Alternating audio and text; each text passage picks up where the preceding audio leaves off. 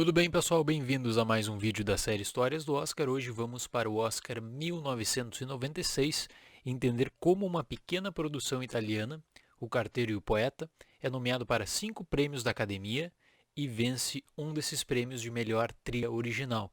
E o curioso disso tudo, o que torna essa história extremamente peculiar, é que O Carteiro e o Poeta não foi o selecionado da Itália na seletiva de 95 para o Oscar de 96. Então, como isso tudo foi possível? Esse é o tema do vídeo, que vai tratar, claro, sobre estratégias de campanha, sobre o Sr. Harvey Weinstein, sobre a Miramax, que aplicaria esse método mais tarde com Shakespeare apaixonado.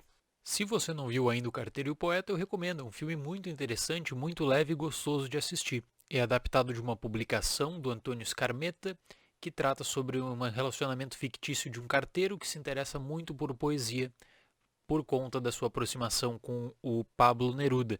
Aí o filme acaba fazendo uma adaptação que coloca o Pablo Neruda em uma ilha italiana. E sabe aquele filme que não é bem recebido no seu país de origem e faz sucesso no exterior?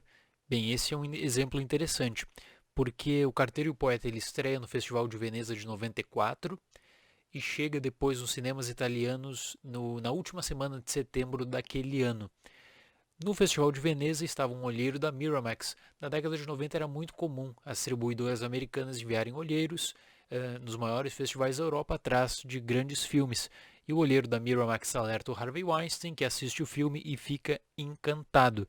Ele assina os direitos de distribuição, coloca a Miramax em jogo e ele promete para o diretor, que era o Michael Radford, que ele levaria o filme para o Oscar 96. Não poderia participar no Oscar 95 porque antes mesmo do lançamento de O Carteiro e o Poeta, a Itália já tinha confirmado que enviaria La América do Gianni Amelio. Então, de qualquer forma, teria que participar na seletiva do ano seguinte. E é isso que o Harvey começa montando a estratégia. Ele compra o filme, coloca a Miramax em jogo e ele diz para o Radford o seguinte: eu vou levar esse filme para os Estados Unidos e eu vou vender para os americanos poesia. E a estratégia que o Harvey monta é a seguinte: lançar o filme inicialmente em Nova York e Los Angeles, para classificar ele para o Oscar, né, aquele chamado Qualifying Run, faz eventos especiais em Hollywood, apresentando o filme para as estrelas, e faz eventos especiais para a crítica especializada dos Estados Unidos.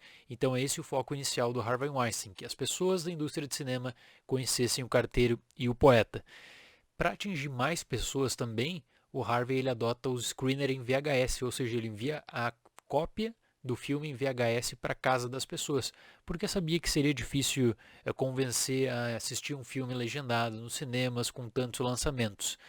É interessante porque a Variety faz publicações muito positivas sobre o Carteiro e o Poeta, a Hollywood Reporter, o lendário Roger Ebert coloca o Carteiro e o Poeta como um dos 10 maiores filmes de 95, então cria um ambiente super positivo. Durante esse processo, durante todo o ano de 1995, as pessoas dizem que o vencedor da categoria de melhor filme estrangeiro do Oscar 96 seria o filme do Harvey Weinstein, porque estaria sendo divulgado nos Estados Unidos, etc.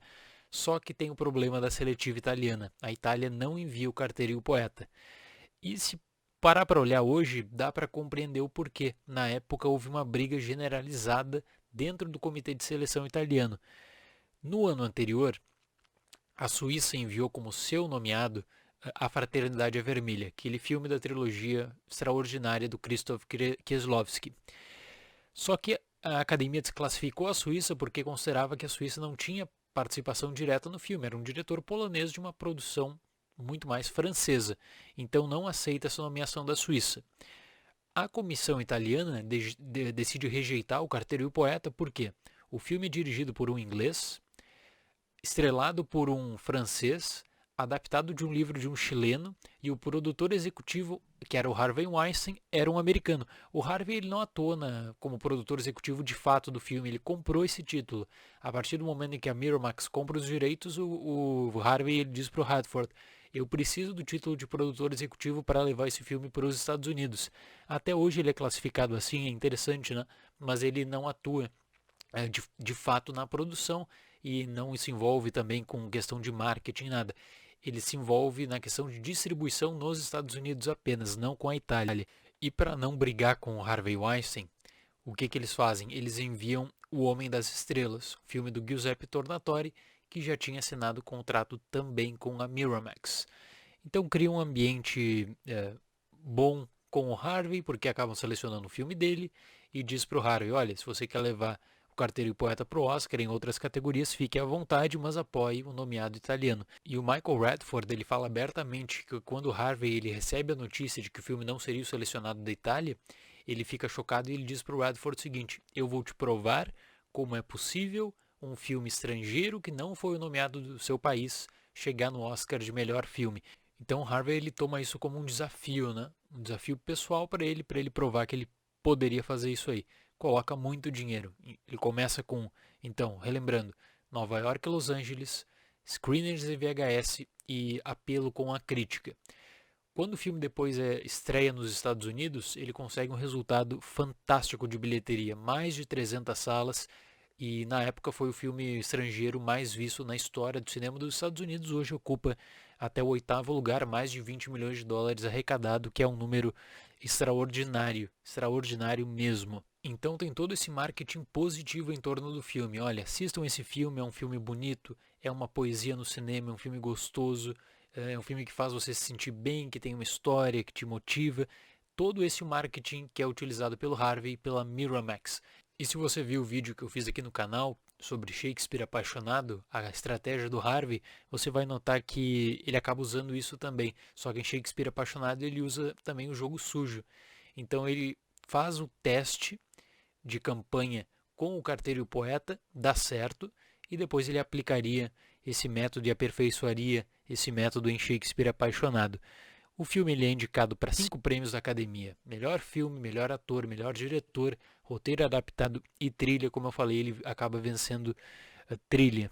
E depois do anúncio das nomeações, existem várias matérias que eu não tenho como provar, mas eu acho que foram compradas pela Miramax. Matérias sobre o Máximo Troisi, que era o ator que estrelava o Carteiro e o Poeta, que foi nomeado, né? Matérias que falavam do drama pessoal do Máximo Troisi, criando um mito em torno da sua atuação nesse filme, porque ele morre 12 horas depois de completar a última cena do filme. Então tem toda essa carga emocional e parece, na minha leitura, né, parece que a Miramax quer colocar isso como algo que deveria ser reconhecido com um prêmio de melhor ator. Claro que não vence ator, não vence direção, filme, roteiro, mas é uma história legal, porque o Harvey Weinstein ele aposta em um filme que nem a crítica italiana dava muito valor. Os italianos preferiram muito mais L'América em 94, preferiram muito mais Homem das Estrelas em 1995 e faz disso a prova, como eu sempre falo aqui no canal, que não basta você ter em mãos um bom filme, você tem que ter promoção, distribuição e visibilidade nos Estados Unidos, e foi isso que o Harvey fez também nesse caso.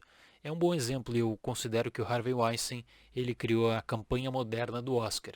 A partir do Harvey Weinstein, o tipo de estratégia do Oscar foi modificado e a forma como você interage com os membros da academia ela é diferente também. Existe o lobby, existe a pressão, e isso tudo deve ser levado em conta quando você vai promover um filme em Hollywood. Não apenas a boa fé de que a pessoa vai adorar o filme, não. Tem que ter algum tipo de direcionamento para vender o seu longa-metragem, para provar que ele merece o seu respeito e o seu voto no Oscar. Então esse seria o vídeo de hoje, espero que tenham gostado dessa história, mais uma do Sr. Harvey Weinstein e da Miramax, na verdade. Muito obrigado pela atenção, até o próximo vídeo e tchau!